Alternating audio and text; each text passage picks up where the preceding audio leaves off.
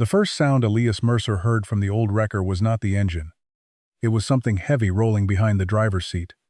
The truck had just been tilted onto a county loader when a dull metallic object struck the cab floor. Clang. Then came a slower sound. Metal rolling across metal. Elias looked toward the cab. Behind the collapsed driver's seat was a steel panel stretching from one side of the truck to the other. Its paint was darker than the surrounding metal. The rivets were uneven. Two of them had been ground flat and painted over. The panel had not been installed at the factory. Whatever had moved was trapped behind it. The loader operator did not hear the sound over the diesel engine. Neither did the men standing near the auction fence. They had already decided the truck was worthless. The county auction had begun at 9 beneath a sky the color of dirty steel. Bitan. Nearly everything useful had been sold.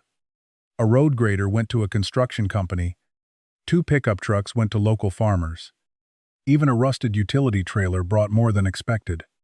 The wrecker sat alone at the far end of the yard. Its windshield was cracked. The driver's seat had collapsed into exposed springs. Rust had eaten through the lower edges of both doors, and weeds had grown around the rear tires. Beneath the county's yellow seizure markings, faded letters still clung to the cab. Rusk Recovery. The auctioneer glanced at his paperwork. Seized commercial recovery vehicle. Engine condition unknown. No title guarantee. Buyer responsible for removal. A man near the front laughed. Condition ain't unknown. It's dead. Several bidders smiled and turned away. Elias did not. He was 37. Thin from long days repairing tractors and pumps in a shop that barely paid its bills. Oil stains darkened the sleeves of his jacket. He had already walked around the truck 3 times. The engine was seized. One front tire had split along the sidewall. The winch cable had rusted into a solid nest on the drum. But the frame was still straight. The recovery boom leaned slightly. Yet the steel showed no sign of twisting. The rear assembly had been built from material heavier than anything found on modern light-duty wreckers. Elias rested one hand against the cold frame. His father had operated a truck like this when Elias was a boy. Samuel Mercer had used it to pull tractors from spring mud, lift grain trucks from washed-out ditches, and drag a loaded combine away from a burning field. That truck was gone. So was Samuel. The auctioneer raised his voice. "Do I hear $500? No one moved. 400? Grant Holloway, owner of the local salvage yard, shook his head. Scrapyard might take it if you pay them." The crowd laughed. Elias looked through the broken rear window again. The hidden panel seemed too deliberate to be a careless repair. Its edges had been sealed. A narrow hydraulic line ran along the firewall, entered the cab through a drilled opening, and disappeared behind the steel. There was no visible return line. No control lever. No reason for it to be there. 300? The auctioneer asked. Elias raised 2 fingers. 300. Several heads turned. Grant stared at him. "You planning to tow it home with prayer?" Elias kept his eyes on the truck. The auctioneer waited. 350? Elias hesitated.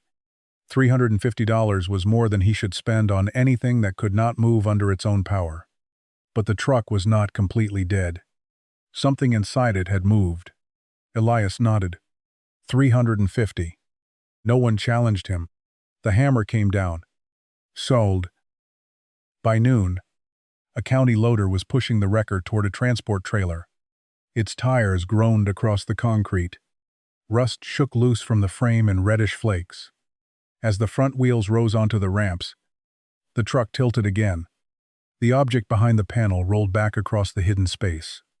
Clang. This time, Elias was standing close enough to feel the vibration through the cab. He climbed onto the trailer and pressed one hand against the steel. The loader stopped. For several seconds, there was only silence.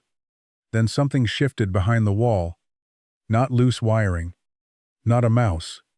Something heavy. Elias ran his fingers across the uneven rivets. One section of the panel sounded solid when he tapped it. The center sounded hollow. Grant called from the ground. "You already regretting it?" Elias did not answer.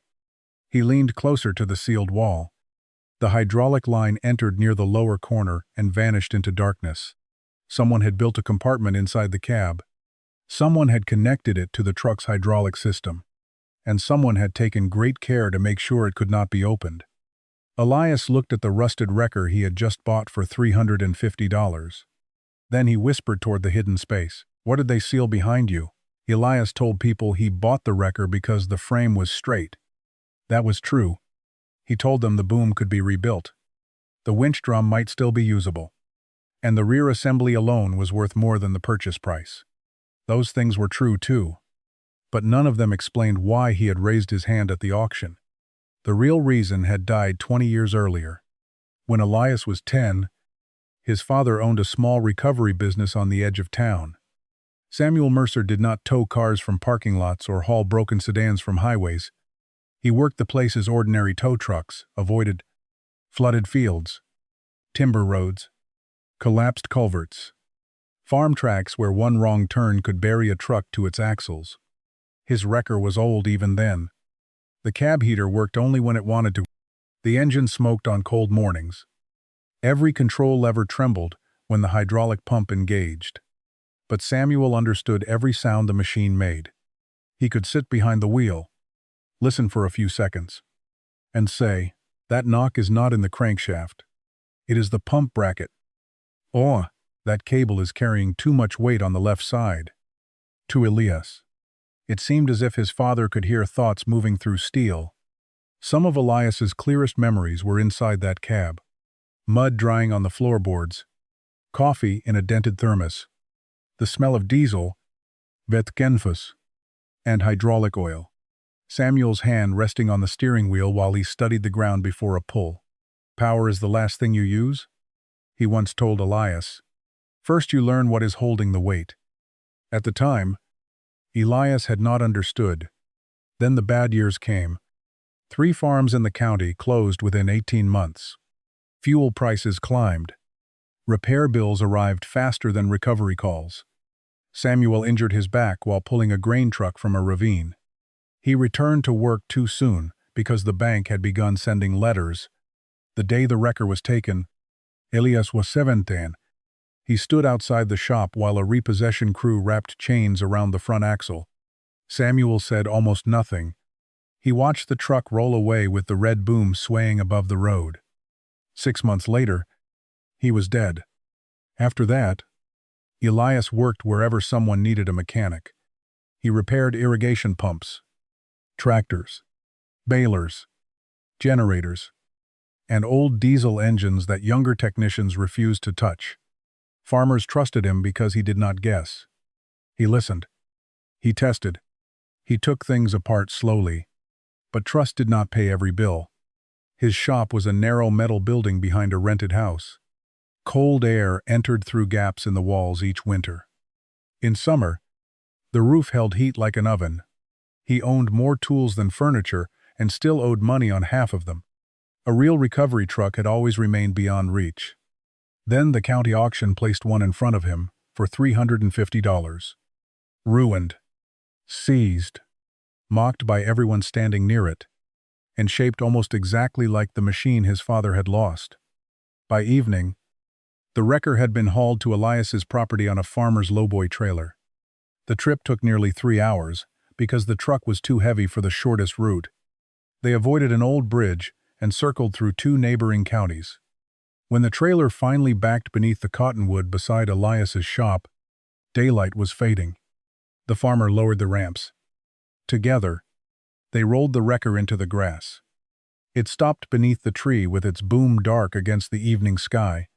The farmer looked at the cracked windshield and rusted doors. "You sure you want it here?" Elias looked at the faded name on the cab. Rusk Recovery. Then at the panel behind the driver's seat. "I already paid for it." "That was not what I asked." Elias did not answer. After the farmer left, he carried a flashlight into the cab. The interior smelled of mildew, mouse droppings, and old oil. He swept broken glass from the floor and examined the steel wall more carefully. The factory metal around it had been pressed into smooth curves. The panel was flat. The original welds were clean and even These were rough, darkened by torch heat, and covered by several layers of paint. Some rivets were steel. Others were aluminum. Two appeared to have been replaced with bolts before their heads were ground flat.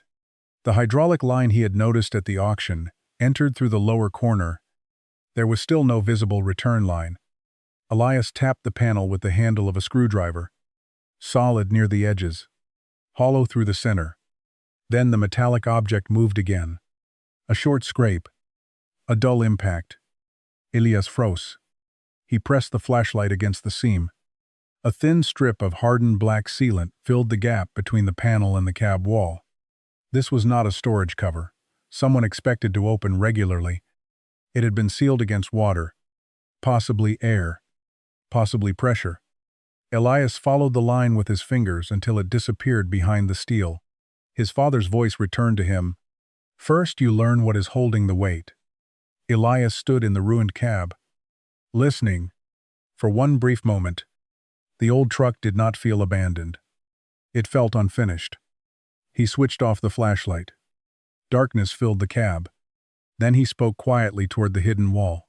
I am not cutting you open until I know what you are holding. Outside, wind moved through the cottonwood leaves. Behind the panel, something settled with a faint metallic click. Elias began with the engine the next morning. Before touching the hidden panel, he needed to know whether the truck itself could still be saved. He removed the hood panels and found years of dust packed around the intake. Mice had filled the battery tray with shredded insulation. Several wires had been chewed through, and the fuel lines cracked beneath his fingers. Grant Holloway stopped by before noon, carrying a paper cup of coffee. He looked into the open engine bay. You know what seized means, right? It means it does not turn, Elias said. It means it is finished. Not always. Elias drained the oil. Black sludge came first. Then water. That was bad.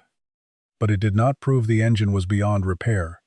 He removed the injectors and inspected the cylinders with a narrow light. 3 were dark and dry. The 4th was stained orange with rust.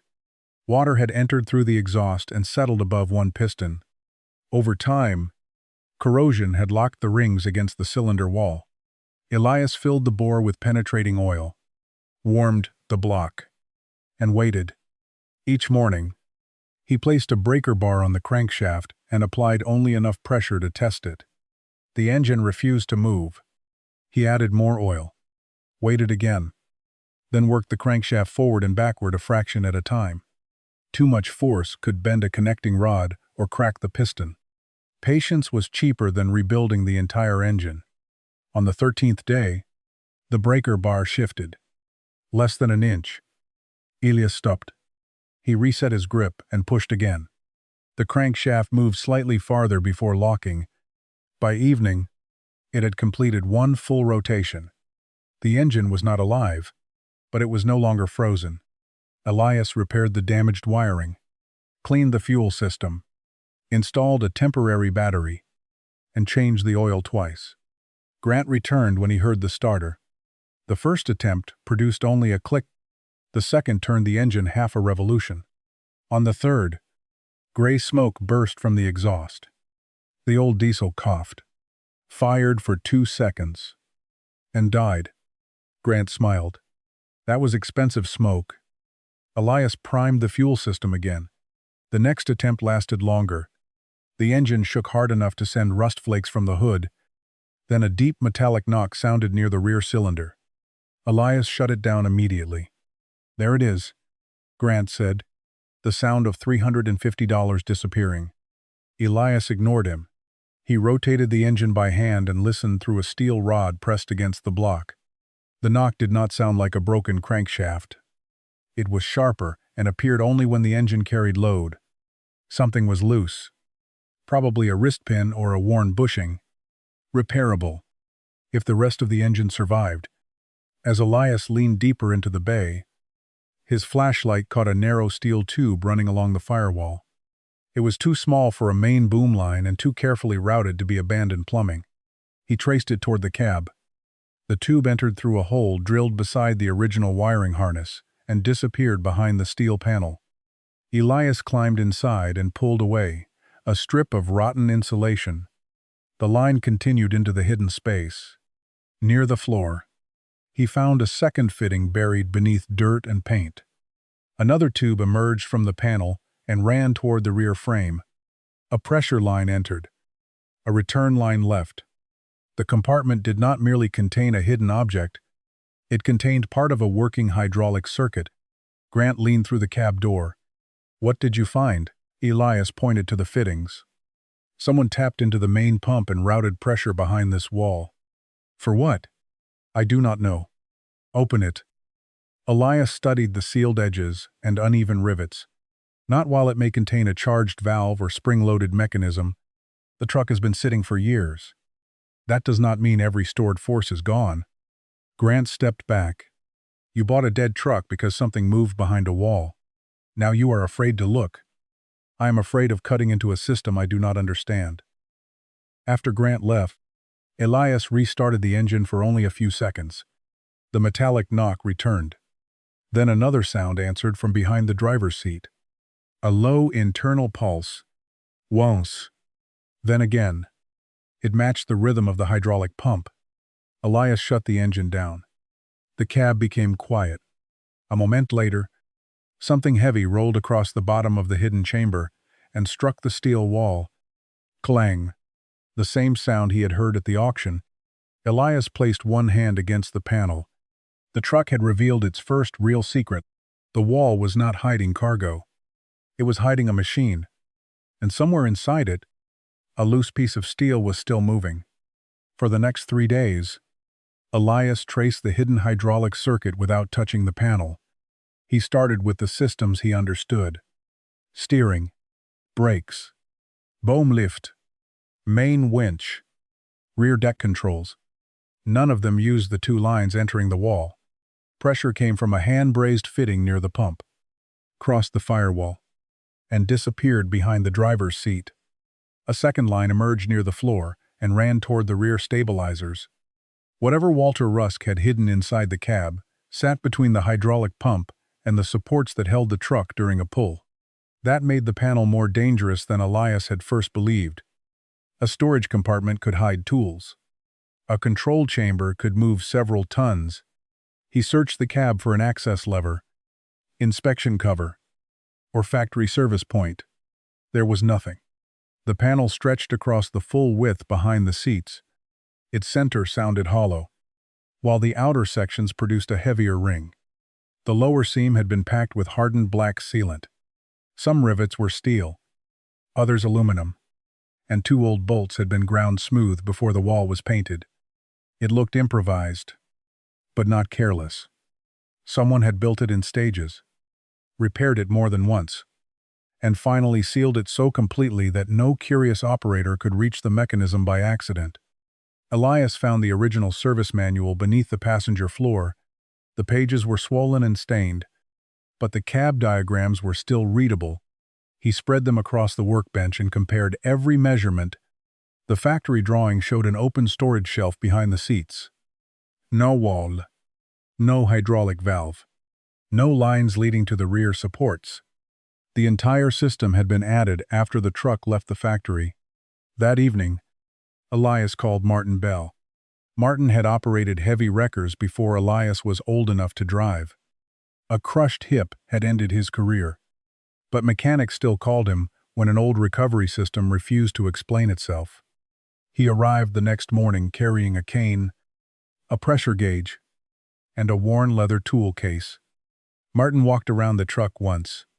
He studied the boom, frame, winch, and folded stabilizers beneath the rear deck. Then he climbed into the cab and tapped the panel in 6 places.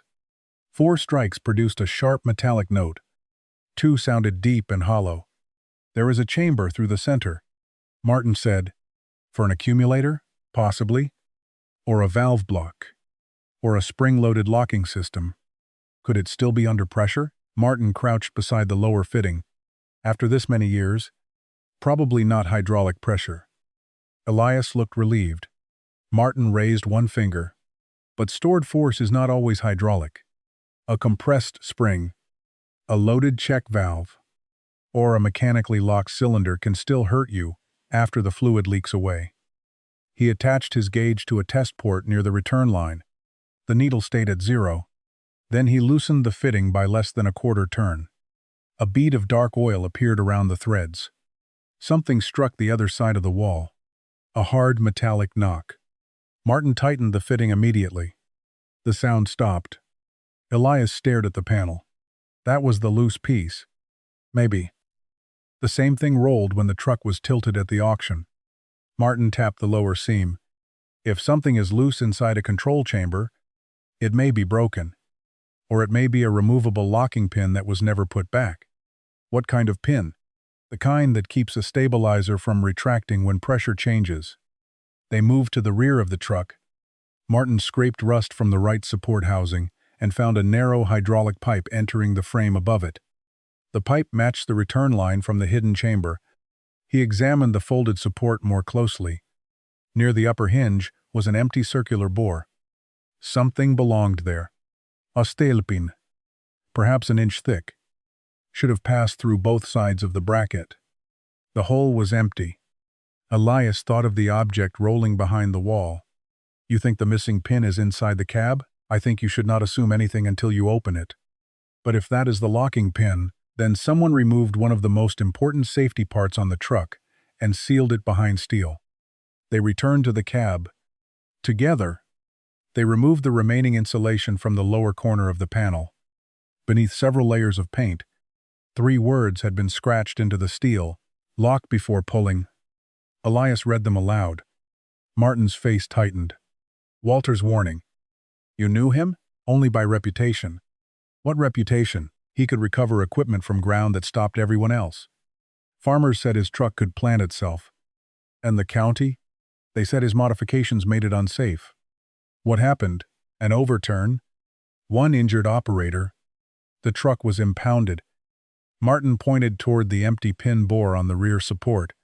If that support moved during a side pull, the truck could roll before anyone reached the controls. Elias looked again at the warning. Lock before pulling.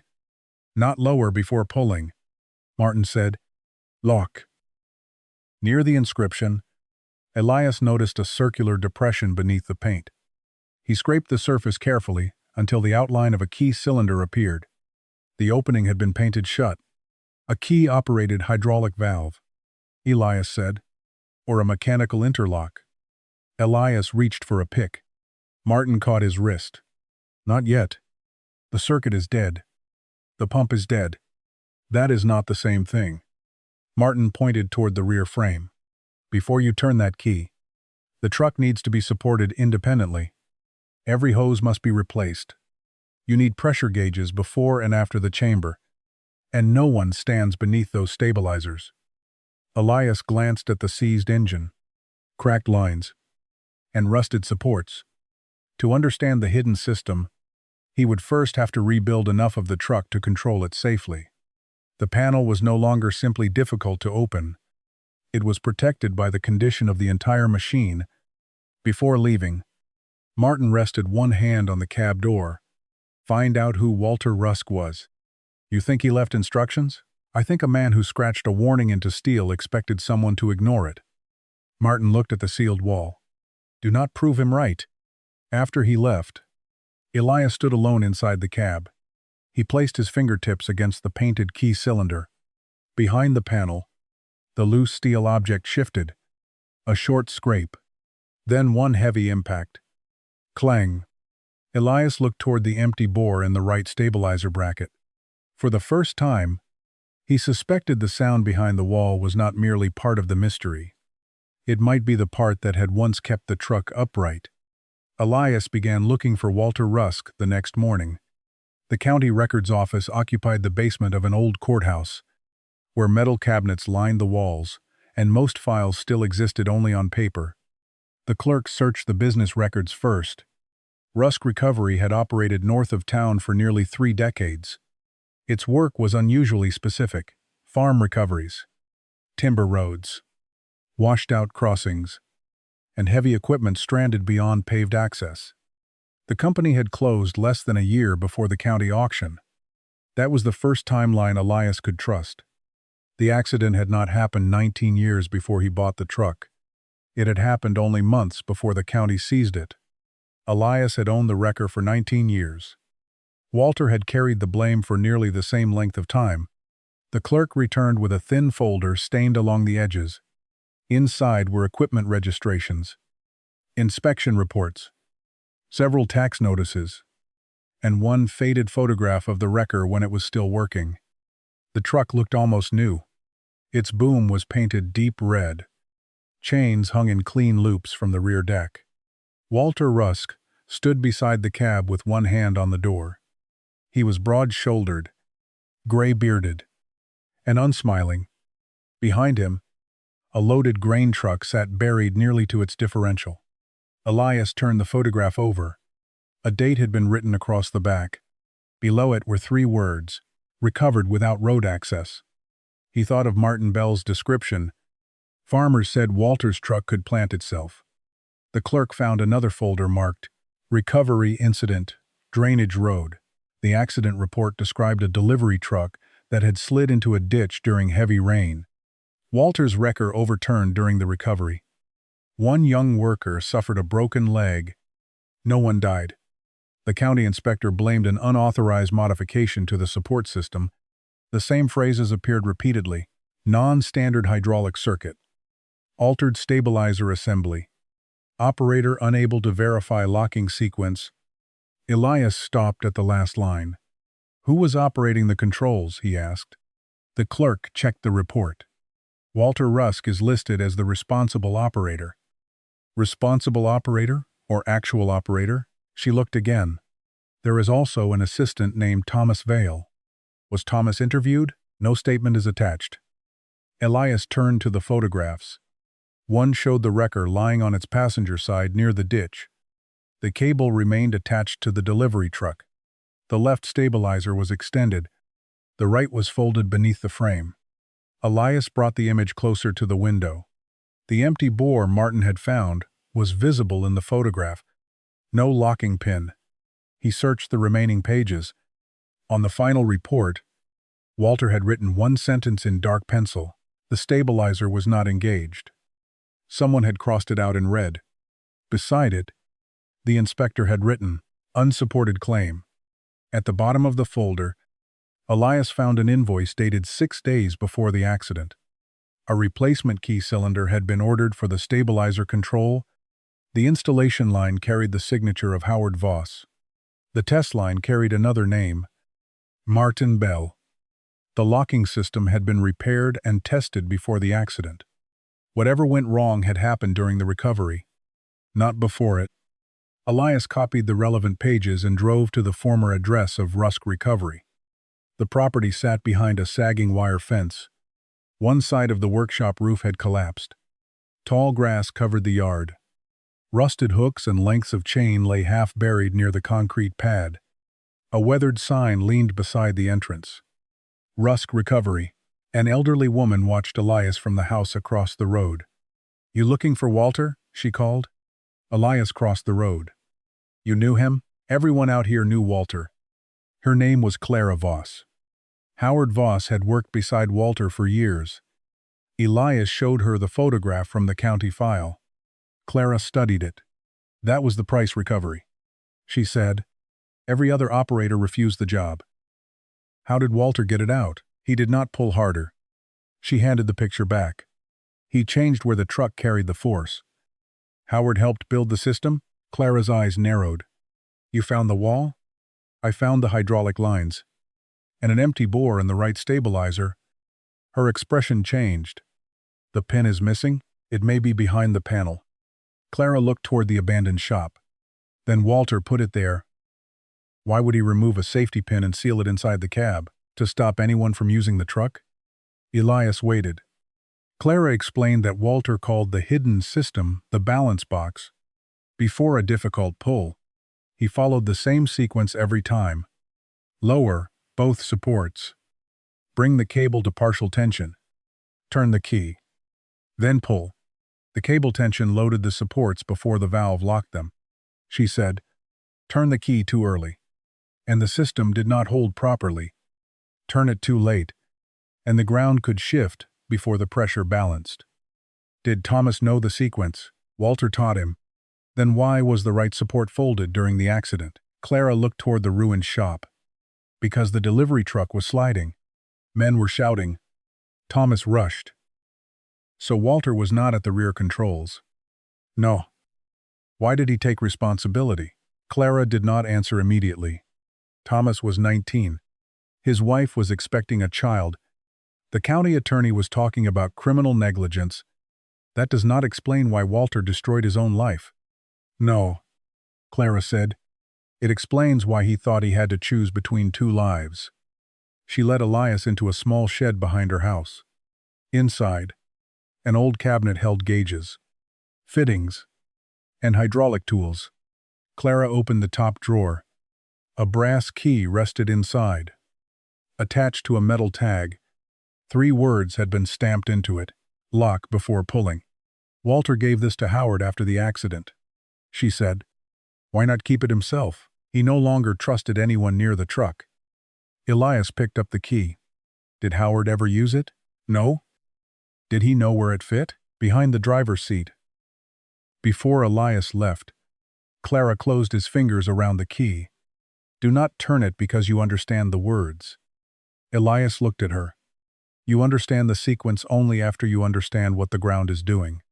He drove home with the brass key in his pocket and the accident photographs on the seat beside him. Inside the cab, he cleared the remaining paint from the hidden cylinder. The key slid in perfectly. Elias did not turn it. Instead, he looked toward the empty bore in the right stabilizer. Behind the wall, the loose steel object rolled once and struck the panel. Clang. Now he knew what the sound might be. Not treasure. Not cargo. A missing safety pin. And possibly the first piece of evidence that Walter Rusk's machine had not failed at all. Elias did not open the panel. Not that evening. Not that year. But it was not because he had lost interest. The brass key remained in the top drawer of his workbench, wrapped in an oily cloth beside the copied accident report, for 3 weeks. Elias studied the hidden circuit without turning it. He traced every visible line, measured every fitting, compared the rear supports to the factory drawings. The system had been built around a sequence he still did not understand. Pressure entered the chamber behind the cab. A return line carried fluid toward the rear stabilizers. The key valve sat between them, and somewhere inside the sealed wall, a mechanism could still move, even with the engine off. Martin Bell returned once more to help him inspect it. Together, they raised the rear frame on heavy stands and placed timber cribbing beneath both sides. Martin attached a gauge to the hidden circuit. The needle remained near 0. That does not mean it is safe, he said. I know. You know the words? Elias looked at him. Martin gave the faintest smile. Clara said the same thing? Yes. They replaced one short section of cracked hose near the firewall and connected a hand pump instead of using the truck's engine. Elias applied pressure slowly. At first, nothing happened. Then the gauge climbed. 200 pounds. 300. A low metallic sound came from behind the panel. The right rear support dropped 6 inches. The steel foot struck the shop floor hard enough to shake dust from the rafters. Elias released the hand pump. The support did not move back. Martin stared at the panel. That is why Walter sealed it. Elias crouched beside the fallen leg. I barely gave it pressure. And you did not know which side of the circuit you were loading? What if the truck had been on its wheels? It could have shifted. What if someone had been under it? Martin did not answer. He did not need to. They tried to retract the support mechanically. It would not move. Pressure had locked somewhere inside the hidden circuit. The only way to release it safely would be to restore enough of the system to control both sides. That meant more than making the engine run. Elias would need to replace every high-pressure hose, rebuild the hydraulic pump, inspect both stabilizer cylinders, install reliable pressure gauges, support the frame independently, test the key valve under partial load, and determine what the hidden chamber did before removing the wall that protected it. The estimate grew quickly. hoses, seals, pump parts, brake components, tier, batteries, winch cable, steel. More money than Elias had. He wrote the numbers on the back of an old invoice and added them twice. Then he folded the paper and placed it beneath the brass key. The truck could be restored, but not safely with the money he had. For a while, Elias continued working on the parts that cost little. He removed the cylinder head and found the metallic knock had come from a worn wrist pin rather than a broken crankshaft. He cleaned the fuel system, greased the exposed hydraulic rods, covered the openings, turned the engine by hand every few weeks. He built a temporary brace beneath the rear frame, so the support that had dropped could not move again. Then life began taking pieces of the project away. His landlord sold the property where the shop stood. Elias had 30 days to move his tools, the disabled wrecker, and every machine waiting for repair. He spent most of his savings renting a smaller building behind an old farmhouse. The wrecker had to be dragged there on a lowboy. 2 months later, his wife became pregnant. The pregnancy was difficult. There were doctor visits, lost workdays, and bills that arrived before the previous ones had been paid. Then the transmission failed in Elias's only pickup. The money he had set aside for hydraulic hoses disappeared. The replacement pump kit followed. Then the tires. Every time he rebuilt the savings, something more urgent took its place. The wrecker was pushed beneath the cottonwood beside the new shop. Elias covered the cab with a heavy tarp. He told himself it would remain there until spring. Spring came. The baby came first. Mara Mercer was born during a thunderstorm in early April. For the first year of her life, Elias measured time in feedings, repair calls, and hours of sleep. The truck waited beneath the tree. The tarp tore during a winter storm. Rain entered through the broken windshield. Elias replaced the glass with plywood and covered the engine with sheet metal. He coated the exposed rods in grease, drained water from the fuel tank, turned the crankshaft by hand, checked the brace beneath the drop stabilizer. The truck was neglected, but never abandoned. Years passed in visible layers. The cottonwood grew wider. Grass rose around the rear wheels each May and died against them in November. Rust spread along the doors. Birds nested beneath the boom. The warning remained hidden behind the driver's seat. Lock before pulling. When Mara was 6, she climbed into the cab and found the steel wall. Why is there a panel behind the seat? Someone built it there. What is inside? A hydraulic system. What does it do? I do not know yet. Why not open it? Elias looked toward the rear support locked beneath the frame. Because the last time I gave it pressure, that leg dropped hard enough to kill someone. Mara looked through the open door. Did it break? No. Then why did it move? That is the question. At 10, Mara began handing him tools in the shop. At 12, she learned how to bleed a fuel system. At 14, she could hear a damaged bearing before most customers noticed anything wrong. At 17, she helped Elias rebuild the injection pump on a neighbor's tractor. The wrecker remained beneath the cottonwood through all of it. Grant Holloway visited every few years with a new offer. Steel prices are up, he would say. The first offer was $600. Then $800. Then $1,000. Elias always refused. Grant once stood beneath the tree and looked at the sagging tarp. You have owned it longer than the county did? Elias said nothing. At some point, Grant continued, that stops being a project and becomes a monument. The word stayed with Elias. A monument. Perhaps that was what the truck had become. Not to his father, not to Walter Rusk. To delay. Every rust patch marked a year when another problem had mattered more. Every seized bolt recorded a season. Elias had promised himself he would return. But the truck also preserved a question no one else had answered. What had Walter built? Why had the county blamed it? And what sequence had Thomas Vale failed to complete? On the 19th summer after the auction, rain fell for 9 straight days. The river crossed the lower road. A wooden bridge north of town shifted on its supports, Drainage ditches overflowed into fields. The ground softened until tractor tires sank under their own weight. Just before midnight, Elias's phone rang. Daniel Price was calling from his farm. His combine had slipped from a raised track while he was trying to move it to higher ground. One rear wheel was buried to the axle near a drainage channel. Water was already moving around the front tire. "The commercial recovery company will not enter the field," Daniel said. "Why?" "Their truck is too heavy. They say it will sink beside the combine there." Elias looked through the shop window. Lightning flashed beyond the cottonwood. For one bright second, the old wrecker appeared beneath the tree. Its boom, its straight frame, its folded supports, a machine built for places ordinary recovery trucks could not go. Daniel's voice tightened. "If the water rises another foot, I lose the machine." Elias closed his eyes.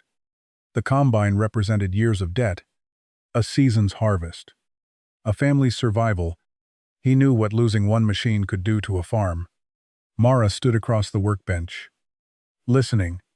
When the call ended, neither of them spoke. Rain struck the metal roof in hard bursts. Then Mara opened the top drawer. She removed the oily cloth. The brass key lay beneath it, darkened with age.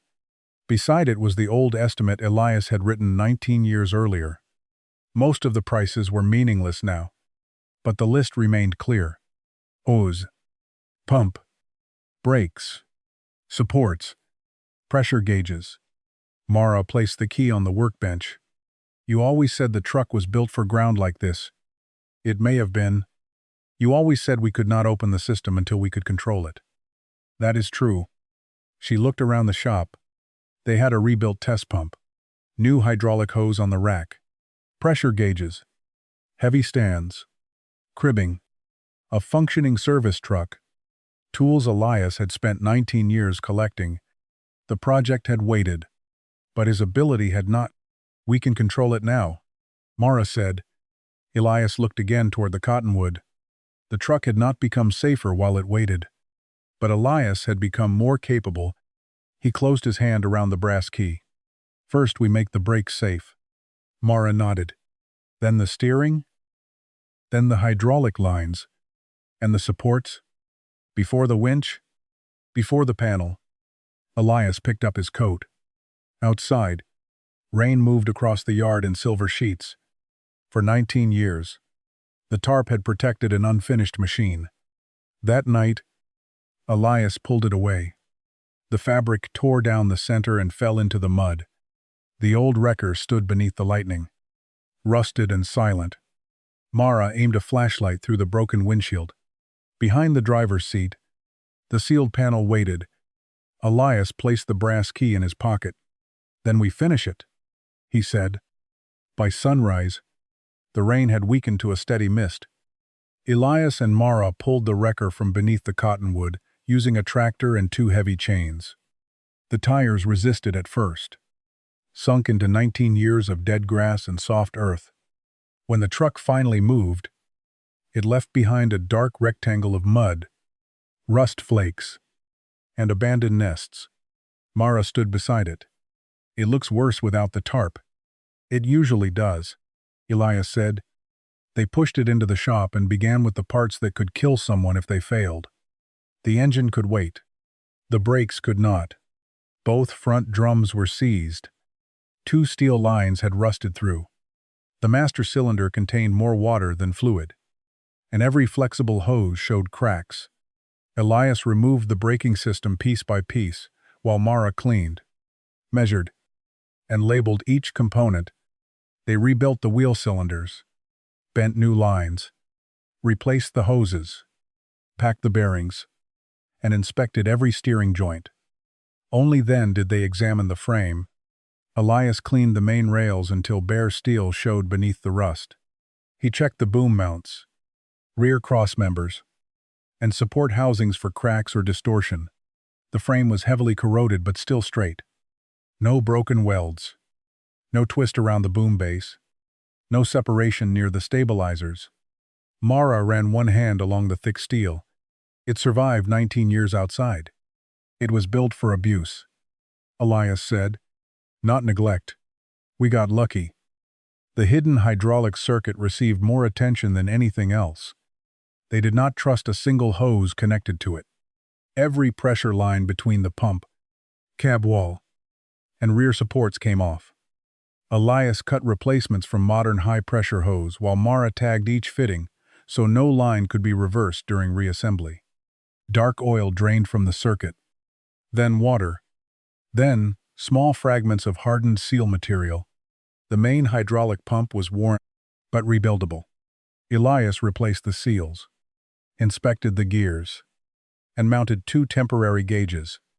One measured pressure entering the hidden wall, the second measured pressure reaching the rear stabilizers. Before testing anything, they raised the truck on heavy stands and built timber cribbing beneath both sides of the frame. No one would work beneath hydraulic support alone. Mara looked toward the panel. You still think the loose object is the missing pin? I think it could be.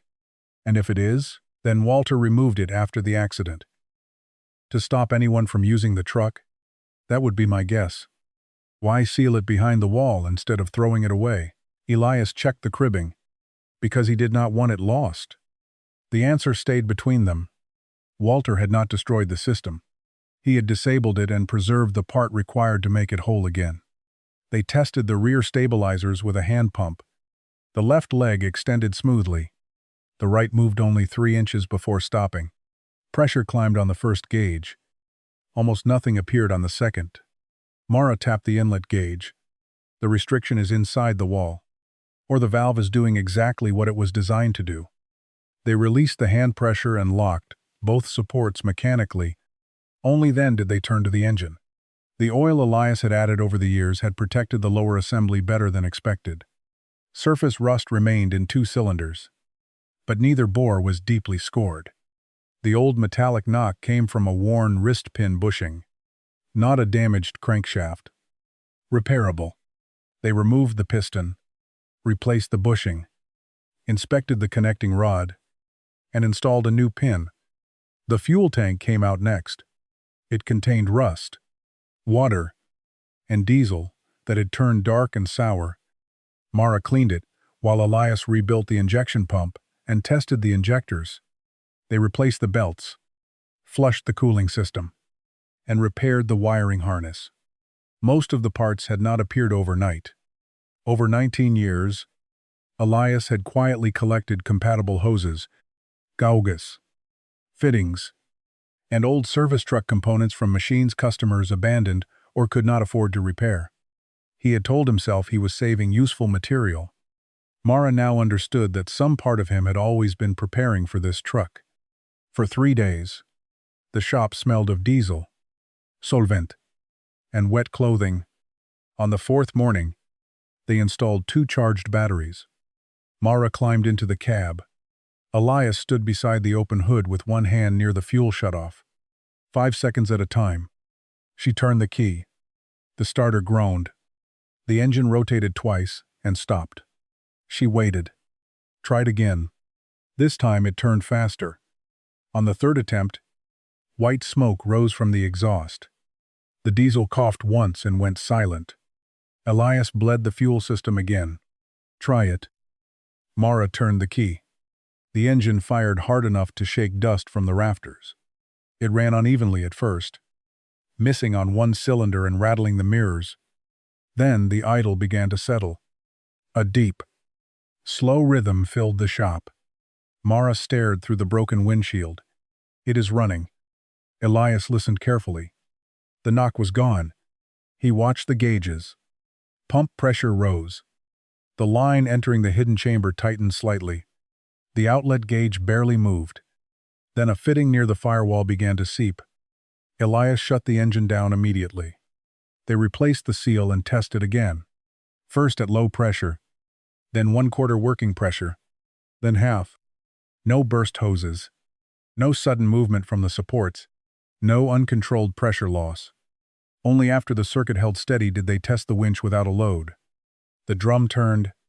The gears complained but held. They opened the housing, replaced the bearings, removed the rusted cable, and installed a new line rated above the expected pull. The boom cylinder received new seals. The rear controls were cleaned and freed. By evening, the old wrecker could start. Steer. Stop. Raise its boom. And turn its winch. But the right stabilizer still refused to extend fully. The first pressure gauge showed force entering the wall. The second showed almost nothing leaving it. Mara placed the brass key on the workbench.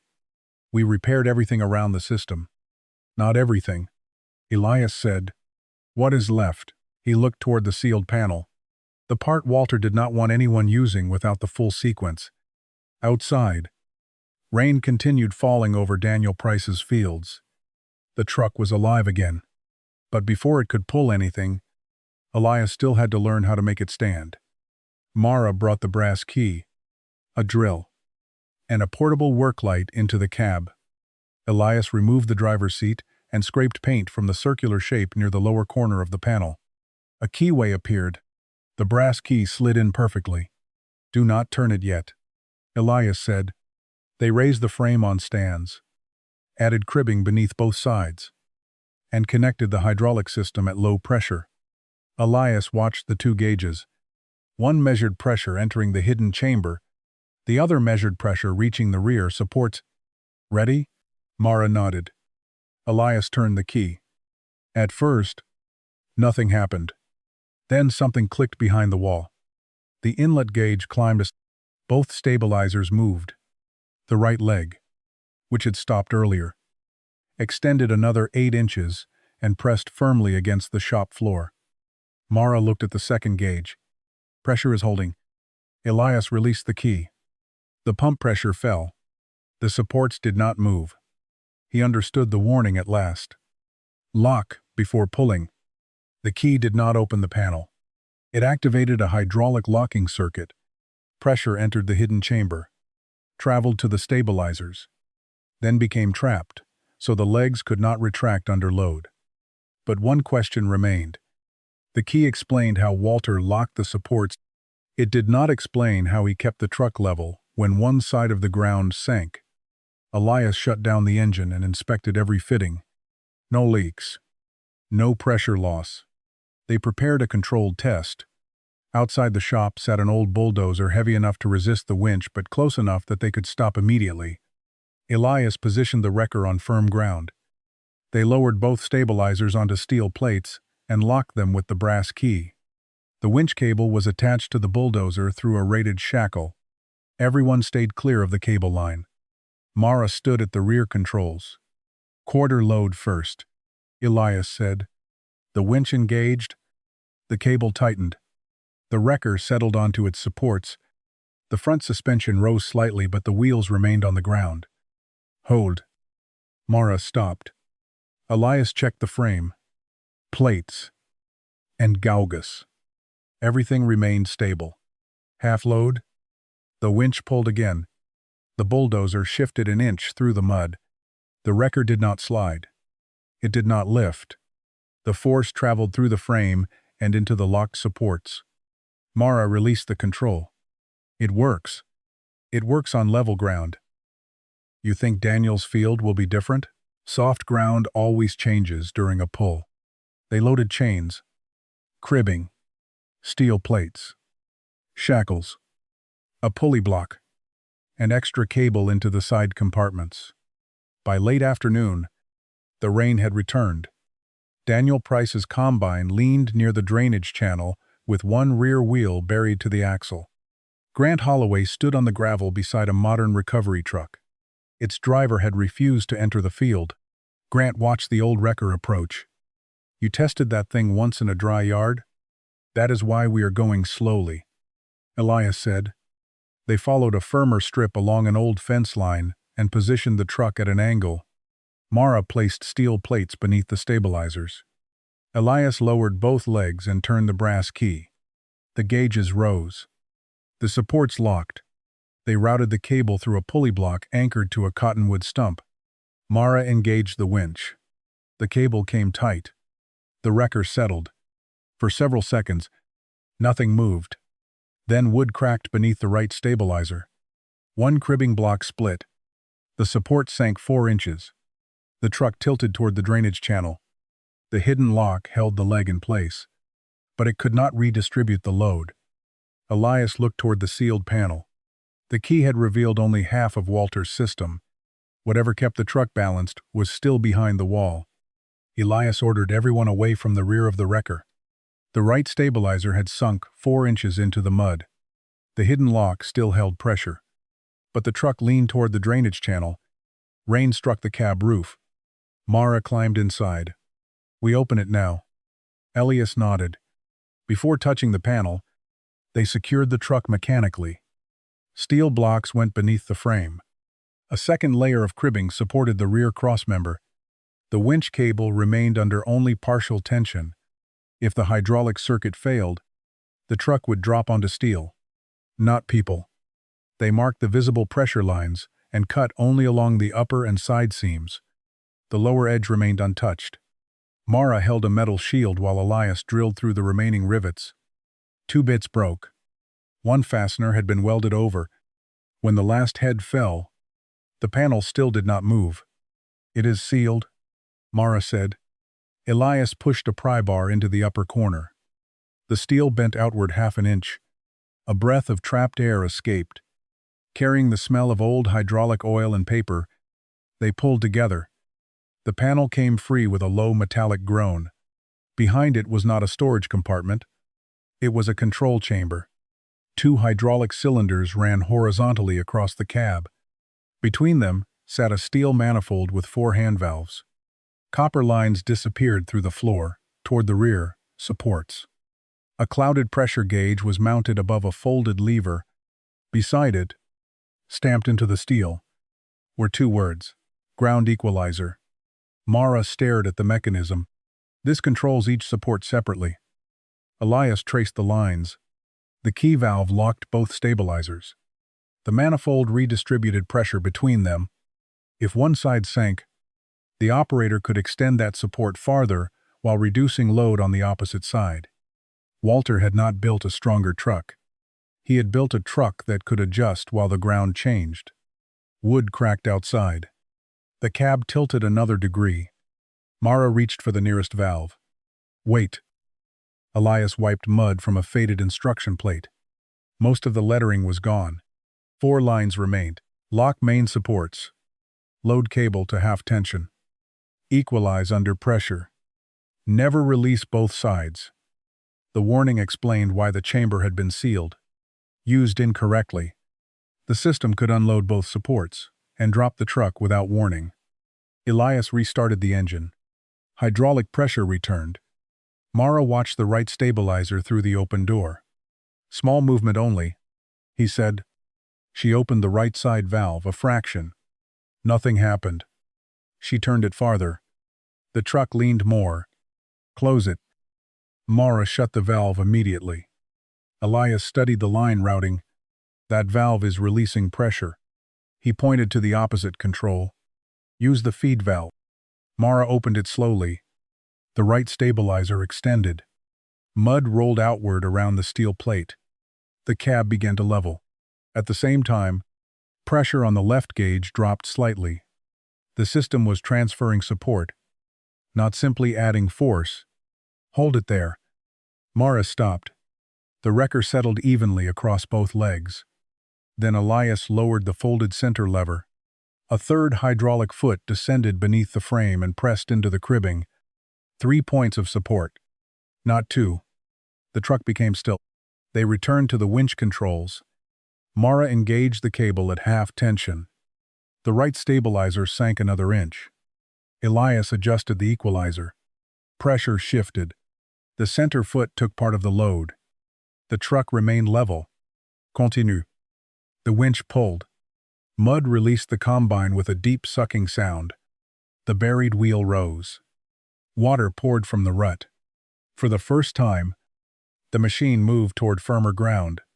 Grant watched from the road without speaking. The old wrecker had not defeated the field by pulling harder. It had survived by changing where the force went. Behind the open panel, the clouded gauge held steady. Walter's system was working exactly as designed. The combine reached firm ground just before dark. Daniel shut off the engine and climbed down with mud to his knees. For several seconds, no one spoke. Then Grant walked toward the old wrecker and looked through the open cab. So that is what was behind the wall. Part of it? Elias said.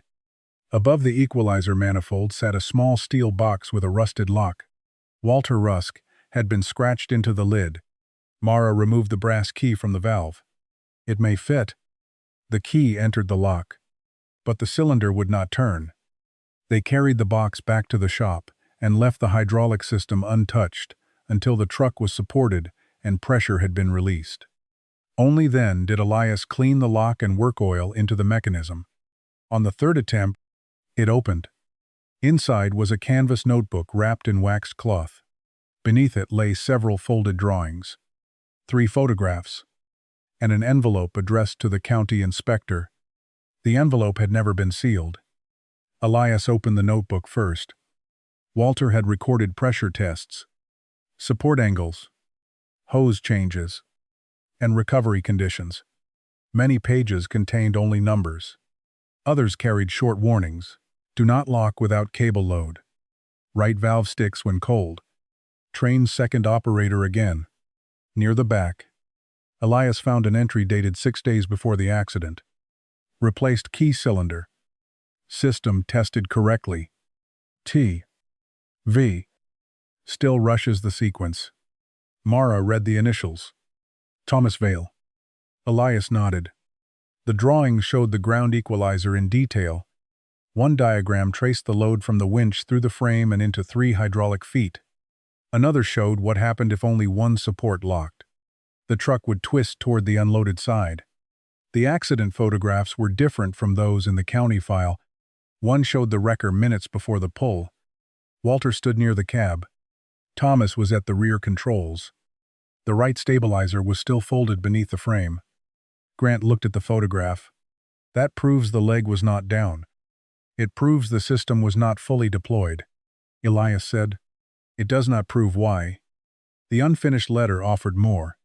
Walter wrote that the equalizer had not failed. He stated that the locking sequence had been skipped during an emergency pull, but he did not name Thomas. The final paragraph had been crossed out so heavily that only a few words remained visible. Young. Family. My responsibility. The letter alone would not clear Walter. It was unsigned, unsent, and written by the man already blamed. Mara searched the bottom of the box and found a repair invoice for the replacement key cylinder. Howard Voss had signed the installation line. A second signature appeared beneath the test result. Martin Bell. That confirms the lock worked before the accident. Mara said. It confirms it passed one test. Elias replied. Grant picked up the photograph again. The county report said the modification caused the rollover. The modification may have increased the danger when used incorrectly. That is not the same thing. No. Elias looked at the notebook entry. T. V. Still rushes the sequence. Walter had preserved enough to challenge the official story, but not enough to replace it. They still needed the man who had stood at the controls. Mara unfolded the last drawing. A handwritten note ran along the bottom. If I cannot explain it, ask Thomas what he did before the cable tightened. Grant read the line twice. You know where he is? No. What about Walter? Clara had said he was alive. For now. Elias closed the steel box. The panel had revealed how the machine worked. The box had revealed why the county's conclusion might be wrong. But the truth was still incomplete. And somewhere, 2 men had spent 19 years carrying different versions of the same accident. Clara gave Elias Walter's address the next morning. He lived in a small care home 2 counties away. When Elias and Mara arrived, Walter Rusk was sitting near a window with a blanket across his knees. He was smaller than the man in the old photographs, but his eyes remained sharp.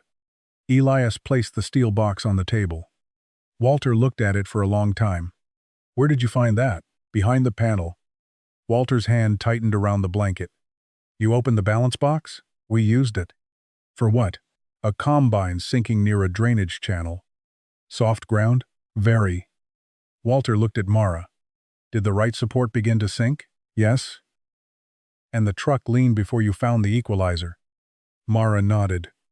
Walter closed his eyes. Then you learned the same way I did? Elias opened the notebook to the accident entry. We found this. Walter read the line. T. V. Still rushes the sequence. He said nothing. Thomas Vale was at the controls. Elias said. Walter looked toward the window. He was my apprentice. How long? Since he was 14.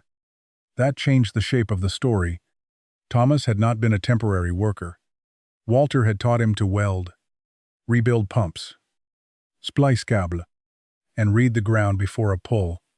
Why did you take the blame? Mara asked. Walter's eyes stayed on the notebook. Because Thomas was 19. That is not enough. No. Walter finally looked at her. His father died in my shop when Thomas was a boy.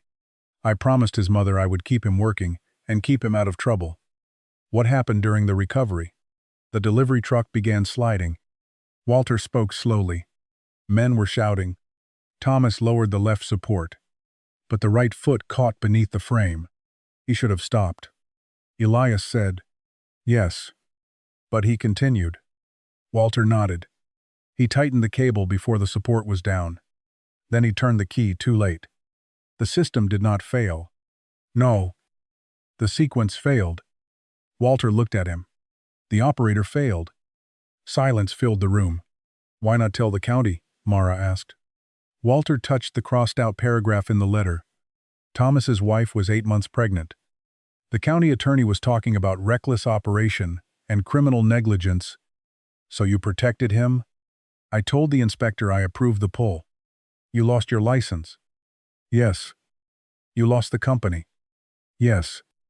Walter closed the notebook. I believed Thomas would come forward after the child was born. He did not. No. Why keep the evidence in the truck? I could not destroy it. Why not send it? Walter looked at the steel box. Because sending it would save my name by ending his life. Elias understood then. Walter had not sealed away proof of his innocence. He had sealed away a decision he could not make. The door opened behind them. Grant entered with an older man Elias did not recognize. The man stopped when he saw Walter. His face lost its color. Thomas.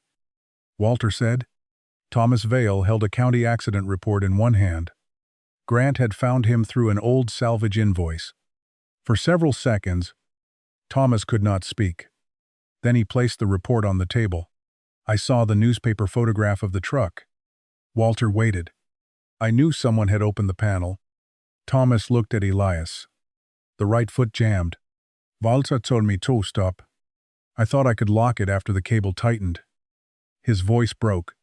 When the truck rolled, he told the inspector, it was his decision. Walter said nothing. I let him.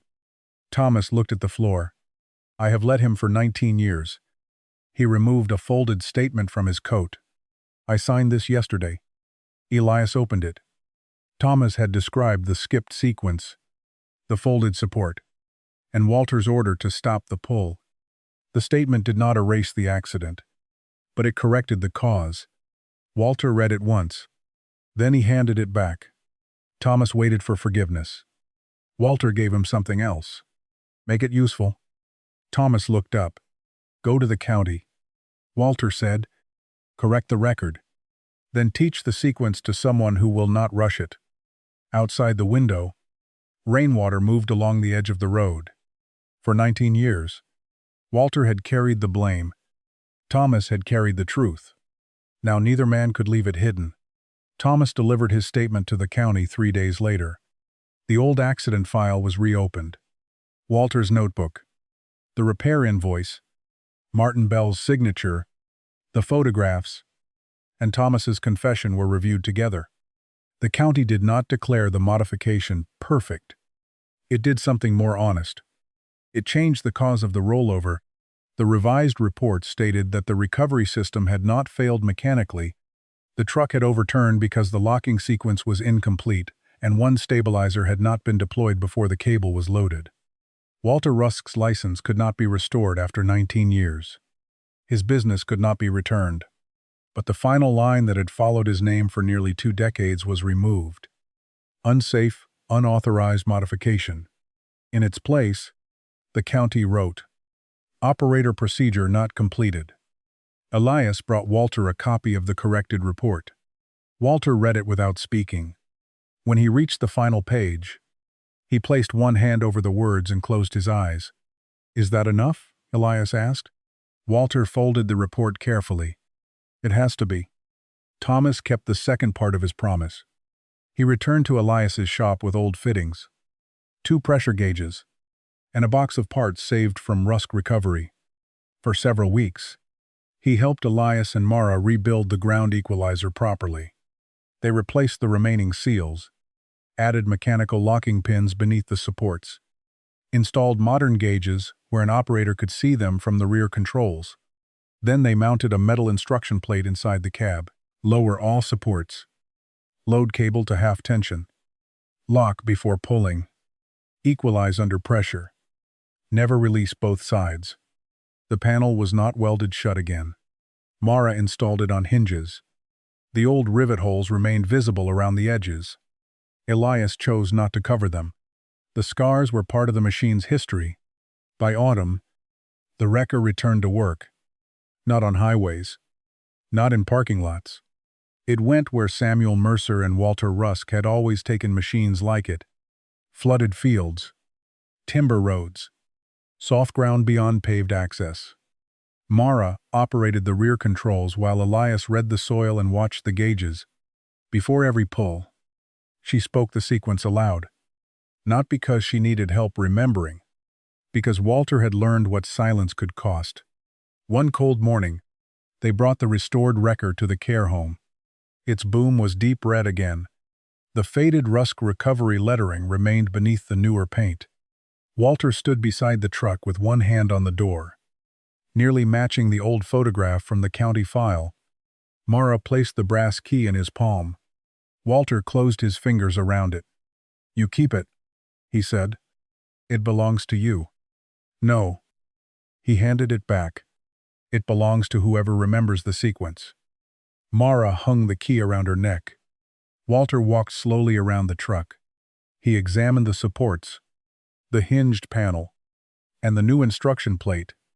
Then he looked at Elias. "What is it worth now?"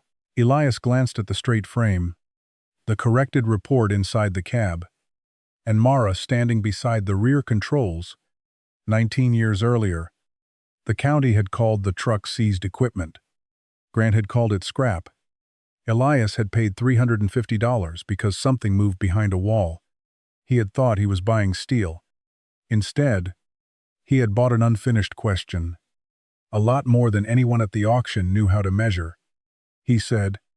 Walter nodded. "That means you understand?" Behind them, the old wrecker idled with a deep, steady rhythm. The panel was open. The truth was not hidden anymore.